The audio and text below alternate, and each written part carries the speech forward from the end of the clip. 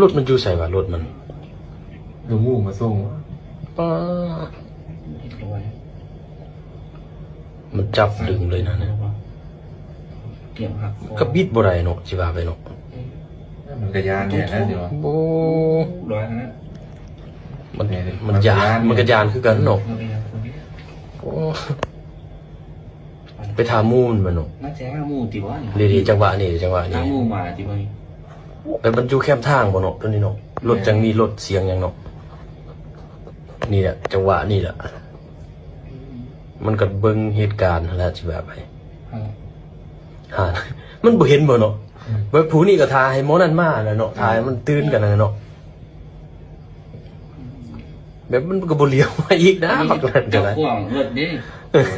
เอารถ งู เงิน ตาย เงินไม่ได้ บ่มันหมอก็บ่ฮู้ว่าหมอนั่นน่ะสิลักรถเนาะ